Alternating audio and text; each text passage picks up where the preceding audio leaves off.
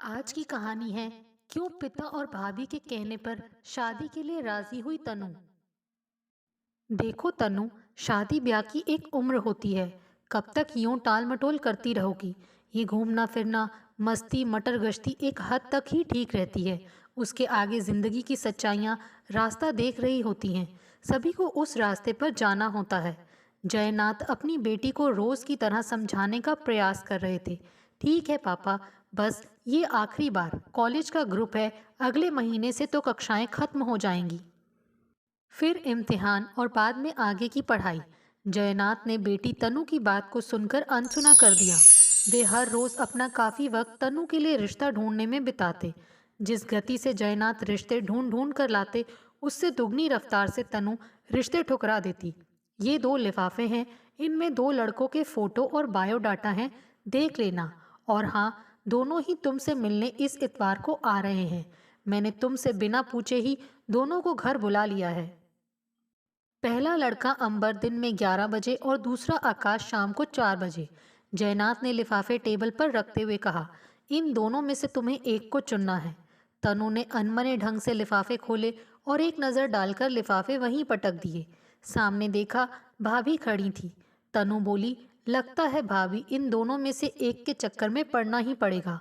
आप लोगों ने बड़ा जाल बिछाया है, अब और टालना मुश्किल सा लग रहा है। बिल्कुल सच सही सोच रही हो तनु। हमें बहुत जल्दी है तुम्हें यहाँ से भगाने की। ये दोनों रिश्ते बहुत ही अच्छे हैं। अब तुम्हें फैसला करना है, अंबर या आकाश। पापा मम्मी ने पूरी तहकीकात करके ही तुम तक ये रिश्ते पहुँचाए हैं। आखिरी फैसला तुम्हारा ही होगा। अगर दोनों ही पसंद आ गए तो, तनु ने हंसते हुए कहा। तो भाभी मुस्कुराए बगैर नहीं रह पाई। बोली, तो कर लेना दोनों से। तनु सैर सपाटे और मौज मस्ती करने में विश्वास रखती थी, मगर साथ ही वे पढ़ाई लिखाई और अन्य गतिविधियों में भी अव्वल थी। कई संजीदा मसलों पर उसने डिबेट के जरिए अपनी आवाज़ सरकार तक पहुंचाई थी। घर में भी देश विदेश के कई चर्चित विषयों पर अपने भैया और जयनाथ से बहस करती व अपनी बात मनवा के ही दम लेती। ये भी कारण था कि उसने कई रिश्ते नामंजूर कर दिए थे। उसे लगता था कि उसके सपनों का राजकुमार किसी फिल्म के नायक से कम नहीं होना चाहिए। हैंडसम, डैशिंग व्यक्तित्व, ऐसे कि चलती हवा भी उसके दीदार के लिए रुक जाए। ऐसी ही छवि लिए वे हर रात को सोती। उसे यकीन था कि उसके सपनों का राजकुमार एक दिन जरूर उसके सामने होगा। रविवार को भाभी ने जबरदस्ती उठाकर उसे 11 बजे तक तैयार कर दिया। लाख कहने के बावजूद उसने ना कोई मेकअप किया, ना कोई खास कपड़े पहने।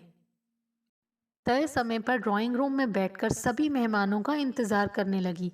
करीब आधे घंटे के इंतजार के बाद एक गाड़ी आकर रुकी और उसमें से एक बुजुर्ग दंपत्ति उतरे। तनु ने फौरन सवाल दाग दिया, आप लोग अकेले ही आए हैं? अंबर कहाँ है? तनु के इस सवाल ने जयनाथ व अन्य को सकते में डाल दिया। इसके पहले कि कोई कुछ जवाब देता, एक आवाज उभरी, मैं यहाँ हूँ, मोटरसाइकिल यहीं लगा दूँ? तन्नू ने देखा तो उसे अपलक देखते रह गई। इतना खूबसूरत बांका नौजवान, बिल्कुल उसके सपने से मिलता जुलता। उसे लगा कहीं वह ख्वाब तो नहीं देख रही। इतना बड़ा सुखद आश्चर्य, और वह भी इतना जल्दी। तन्नू की तंद्रा तब भंग हुई जब युवक मोटरसाइकिल पार्क करने की इजाज़त मांग रहा था। हाँ बेटा, जहाँ इच्छा हो लगा दो, जयनाथ ने कहा। अंबर ने मोटरसाइकिल लगाई और सभी घर के अंदर दाखिल हो गए। इधर उधर की औपचारिक वार्तालाप के बाद तनु बोल पड़ी, अगर आप लोग इजाज़त दें तो मैं और अंबर थोड़ा बाहर घूम आए। गाड़ी में चलना चाहेंगी या? अंबर ने पूछना चाहा। तनु फौरन बोल पड़ी, मोटरसाइकिल पर, मेरी फेवरेट सवारी है। थोड़ी ही देर में अंबर की मोटरसाइकिल हवा से बातें कर रही थी। समंदर के किनारे फराटे से दौड़ती मोटरसाइकिल में बैठकर तनु खुद को किसी अन्य दुनिया में महसूस कर रही थी। नारियल पानी पीना है, तनु ने जोर से कहा। पूछ रही हैं या कह रही हैं? कह रही हूँ, तुम्हें पीना हो तो पी सकते हो। अंबर ने फौरन मोटरसाइकिल घुमा दी। विपरीत दिशा से आती गाड़ियों के बीच मोटरसाइकिल को कुशलता से निकालते हुए दोनों नारियल पानी वाले के पास पहुंच गए। अंबर ने एक सांस में ही नारियल पानी खत्म कर दिया और नारियल वाले को उछलकर जेब से पर्स निकालकर पैसे दे दिए। मैंने अपने नारियल के पैसे दे दिए, आप अपने दे दीजिए। तनु अवाक होकर अंबर को ताकने लगी। बुरा मत मानिएगा तनु जी, आपका मेरा अभी कोई रिश्ता नहीं है, मैं क्यों आप पर खर्च करूं? तनु हार मानने वालों में से नहीं थी। और जो आपके माता पिता हमारे घर पर काजू किशमिश और चाय कॉफी उड़ा रहे हैं, उसका क्या? बात तो सही है, हम दिल्ली वाले हैं, मुफ्त के माल पर हाथ साफ करना हमें खूब आता है। अंबर ने हंसते हुए कहा, चिंता ना करें, मैं दोनों के पैसे दे चुका हूँ। नारियल वाला छुट्टा करवाने गया है। अंबर की इस बात पर तनु हंसे बगैर नहीं रह पाई। अंबर के जूते मिट्टी में सन गए थे। उसने पॉलिश वाले बच्चे से जूते पॉलिश करवाए, तब तक नारियल वाला आ चुका था। आपने देश विदेश में कहाँ की सैर की है? तनु ने पूछा तो मानो अंबर के पास जवाब हाजिर थे। यह पूछिए कहाँ नहीं गया, नौकरी ही ऐसी है। पूरा एशिया और यूरोप का कुछ हिस्सा मेरे पास है, आना जाना लगा रहता है। क्या फ़र्क लगता है आपको अपने देश में और परदेश में? इसका क्या जवाब दूं? सभी जानते हैं हम हिंदुस्तानी कानून तोड़ने में विश्वास रखते हैं। नियम ना मानना हमारे लिए गर्व की बात है। वहाँ के तो जानवर भी कायदे कानून की हद से बाहर नहीं जाते। फिर क्या होगा अपने देश का? जहाँ तक देश का सवाल है, सब कुछ चल ही रहा है और चलता रहेगा। युवा विदेशों की तरफ भाग रहे हैं और सरकार उन्हें रोकने का कोई ठोस कार्यक्रम नहीं बना रही। अब मुंबई को ही देख लीजिए। नेता सरकार बनाने के लिए अपनी सोच और अपना दल बदलते रहते हैं और लोग अपना दिल। एक पल के लिए रुककर अंबर ने एक नज़र घुमाई और फिर बोला, फिलहाल तो ये सोचिए कि हमारा क्या होगा। आसमान पर बादल छा रहे हैं और मेरे 10 तक की गिनती गिनने तक बरसात हमें अपनी आगोश में ले लेगी। घर तो जाना ज़रूरी है, मेरी दूसरी शिफ्ट भी है। तनु मन ही मन बुदबुदाई और फिर ऊंची आवाज़ में बोली, चलते हैं, और अगर भीग भी गए तो मुझे कोई फ़र्क नहीं पड़ता। मुझे बरसात में भीगना पसंद है। मुझे भी, अंबर ने मोटरसाइकिल स्टार्ट करते हुए कहा, मगर यूं भीगने से पहले थोड़ा इंतज़ार करना अच्छा नहीं रहेगा।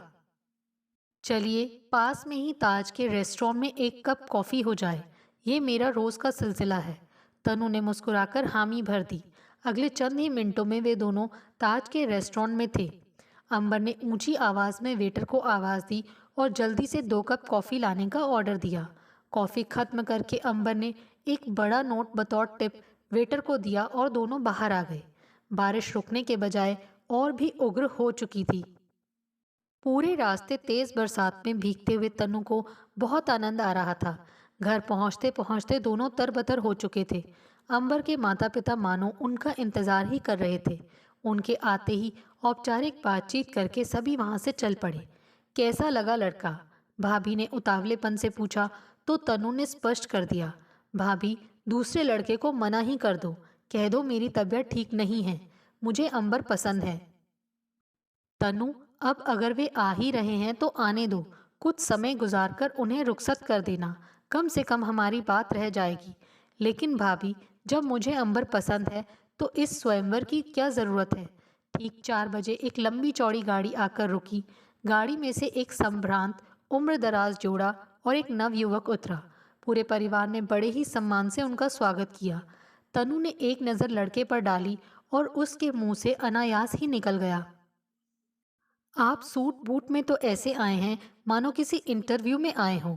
जयनाथ ने इशारे से तनु को हद में रहने को कहा। जवाब में सबने एक ठहाका लगाया और युवक ने बिना झिझके कहा, आप सही कह रही हैं, एक तरह से मैं एक इंटरव्यू से दूसरे इंटरव्यू में आया हूँ। दरअसल हम यहाँ का कामा होटल खरीदने का इरादा बना रहे हैं।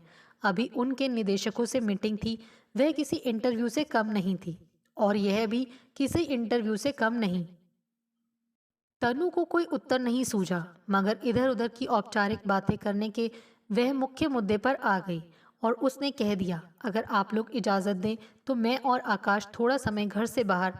हाँ ज़रूर, लगभग सबने एक साथ कहा। आकाश ने ड्राइवर से चाबी ली और तनु के लिए गाड़ी का दरवाज़ा खोलकर बैठने का आग्रह किया। तनु की फरमाइश पर गाड़ी ने गेटवे ऑफ इंडिया का रुख किया। यहाँ से एक शॉर्टकट है, आप चाहें तो ले सकते हैं, 15-20 मिनट बच जाएंगे। तनु जी, आप भूल रही हैं कि इधर नो एंट्री है, आकाश ने कहा। फिर मानो उसे कुछ याद आया, बोला, अगर आप बुरा ना माने तो मैं रास्ते में सिर्फ 10 मिनटों के लिए होटल कामा में रुक जाऊं। वहाँ के निर्देशकों का मैसेज आया है, वे मुझसे मिलना चाहते हैं। तनु ने अनमने मन से हाँ कर दी। आकाश ने तनु को कॉफी शॉप में बिठाया, वेटर को आवाज देकर कॉफी और चिप्स का ऑर्डर दिया और खुद माफी मांगकर बोर्ड रूम की तरफ चला गया। ठीक 10 मिनट के बाद जब आकाश आया तो उसके चेहरे पर खुशी और विजय के भाव थे। मेरा पहला इंटरव्यू कामयाब हुआ, यहाँ की डील फाइनल हो गई है। तनु जी, आप हमारे लिए बहुत लकी साबित हुई। ये कहकर अंबर ने वेटर से बिल लाने को कहा।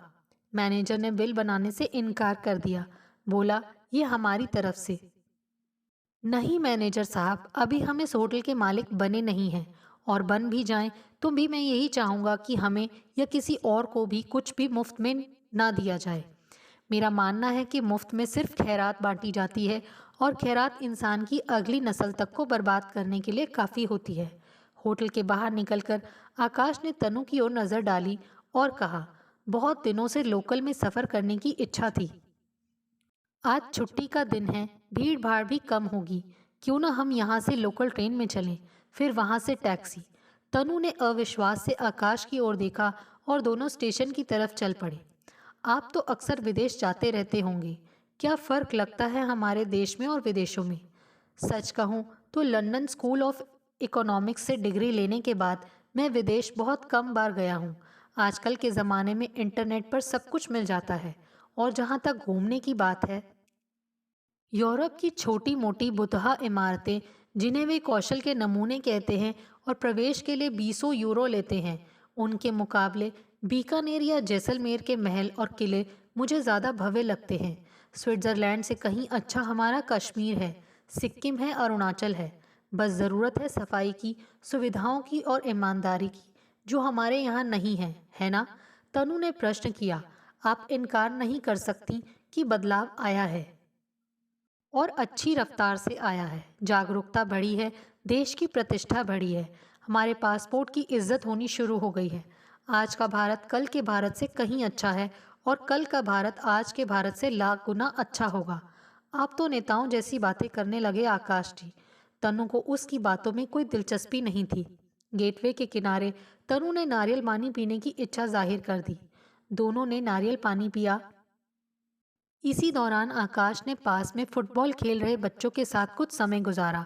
बड़े दिनों बाद आज फुटबॉल पर हाथ साफ किया है, या यूं कहो कि पैर साफ किया है। हमारे क्लब में तो गोल्फ, स्क्वॉश, टेनिस आदि खेलकर ही लोग खुश होते रहते हैं। शायद यही खेल उनका परिचय है, इन्हीं खेलों की ट्रॉफी उनकी पहचान है। यह कहने के साथ आकाश के चेहरे पर मुस्कान थी। आकाश के जूते मिट्टी से सन गए थे। पॉलिश करने वाले 2-3 बच्चों ने उसे घेर लिया और पॉलिश करवाने का आग्रह करने लगे। आकाश उन सब को लेकर एक कोने में गया, मानो उनसे कोई ज़रूरी मंत्रणा करनी हो। सही कहा गया है कि इंसान के हालात का और मुंबई की बरसात का कोई भरोसा नहीं। एक बार फिर बादलों ने पूरे माहौल को अपनी आगोश में कर लिया, और चारों ओर रात जैसा अंधेरा छा गया। अगले ही पल मोटी मोटी बूंदें दोनों को भिगोना शुरू कर दिया। दोनों ने भागकर पास की एक छप्पर नुमा दुकान में घुसकर गर्मा गर्म भुट्टो पर अपना हाथ साफ कर दिया। आकाश ने जेब से पैसे निकाले और भुट्टे वाली बुजुर्ग महिला के हाथ में थमा दिए। उसकी नज़र उमड़ते बादलों पर ही थी। प्रश्नवाचक दृष्टि से उसने तनु की ओर देखा और दोनों बाहर निकल गए। टैक्सी लेने की तमाम कोशिशें नाकामयाब होने के बाद दोनों स्टेशन की ओर पैदल ही निकल पड़े। रास्ते में आकाश ने ड्राइवर को फ़ोन करके कामा होटल से गाड़ी लेकर स्टेशन पर आने को कह दिया। घर पहुंचते पहुंचते रात हो चुकी थी। आकाश और उसके परिवार वालों ने इजाज़त मांगी। उनके जाते ही जयनाथ कुछ कहने के लिए मानो तैयार ही थे। कितने पैसे वाले लोग हैं, मगर कोई मिजाज नहीं, कोई घमंड नहीं। हम जैसे मिडिल क्लास वालों की लड़की लेना चाहते हैं, दहेज की मांग नहीं। यहाँ तक कि तो मुझे क्या करना चाहिए? अंबर के बजाय आकाश को पसंद कर लेना चाहिए, क्योंकि आकाश करोड़पति है। उसके माता पिता घमंडी नहीं हैं, वे धरातल से जुड़े हैं, और सबसे बड़ी बात कि उन्हें हमारा परिवार, हमारी सादगी पसंद है।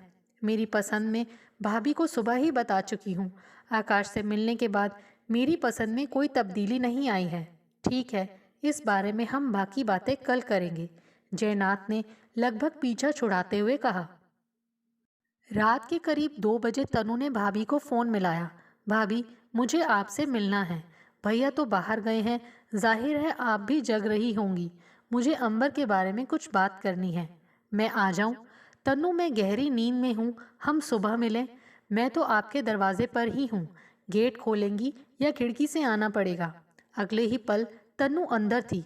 बातों का सिलसिला शुरू करते हुए भाभी ने तन्नू से पूछा, तुम मुझे अपना फैसला सुना चुकी हो? अब इतनी रात मेरी नींद क्यों खराब कर रही हो? भाभी, अंबर को फोन करके कहना है कि मैं उससे शादी नहीं कर सकती। क्या? भाभी को लगा कि वह अभी भी नींद में ही है। पलक झपकते ही तनु ने अंबर को फोन लगा दिया। हेलो अंबर, मैं तनु बोल रही हूँ। मैं इधर उधर की बात करने के बजाय सीधा मुद्दे पर आना चाहती हूँ।